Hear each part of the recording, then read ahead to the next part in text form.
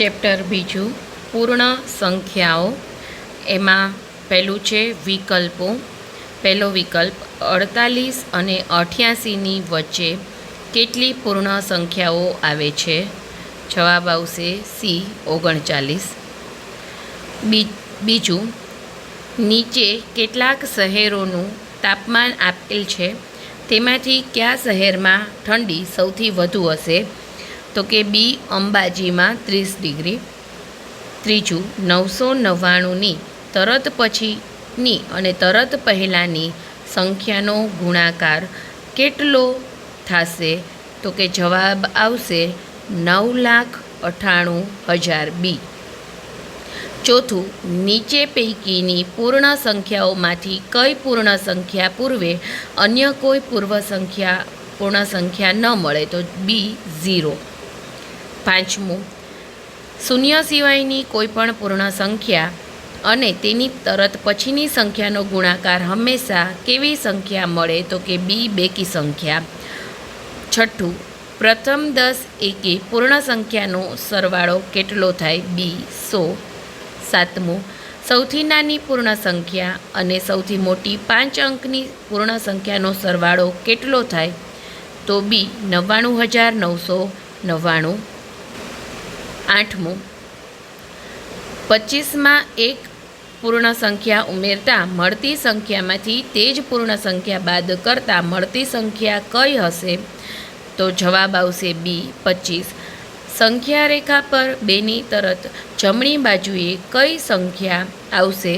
તો જવાબ આવશે સી 3.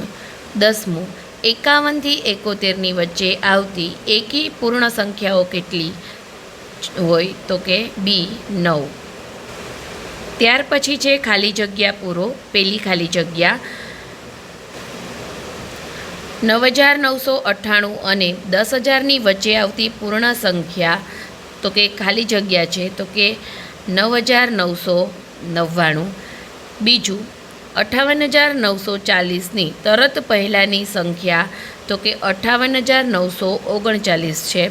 ત્રીજું, 2 અંકોની કુલ ખાલી જગ્યા પૂર્ણ સંખ્યા છે. તો કે 90.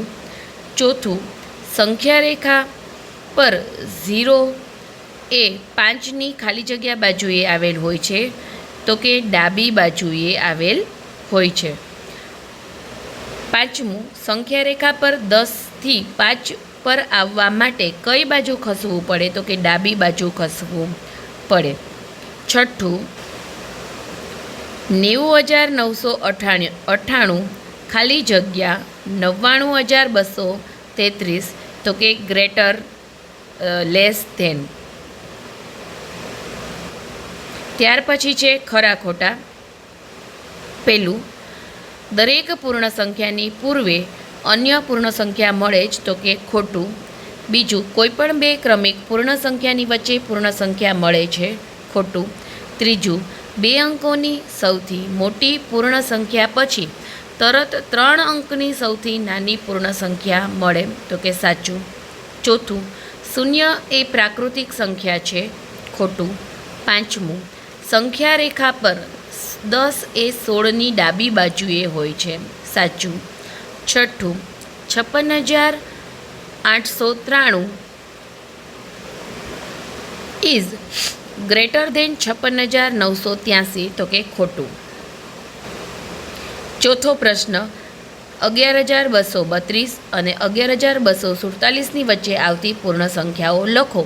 તો કે 11,233, 11,234, 11,235, 11,236, 11,237, 11,238, 11,239, 11,240, 11,241, 11,242, 11,243, 11,244, 11,245 અને 11,246.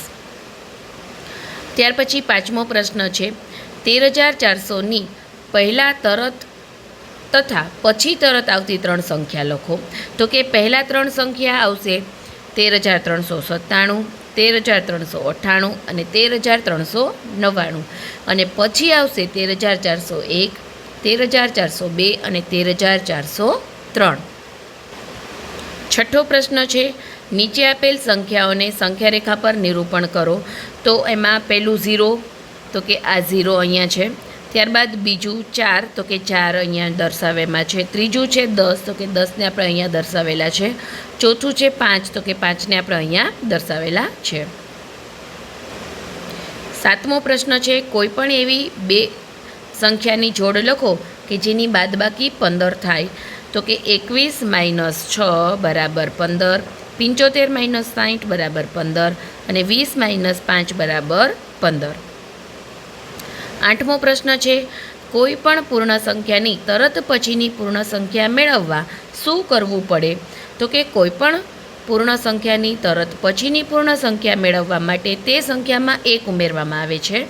દાખલા તરીકે 10 પછીની પૂર્ણ સંખ્યા, તો કે 10 + 1 બરાબર 11.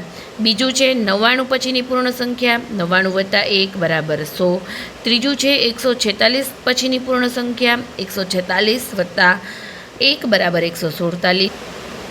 ચોથું છે 9999 પછીની પૂર્ણ સંખ્યા, તો કે 9999 + 1 બરાબર 10,000.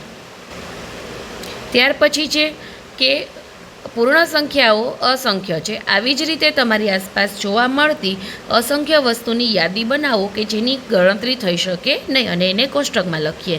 તો કે આકાશના તારા, હવામાં ધૂળના રજકણ, વૃક્ષના પાન, સમુદ્રમાં શંખોની સંખ્યા, દરિયામાં માછલીની સંખ્યા, શાળાના મેદાનમાં રેતીના પથ્થર વગેરે.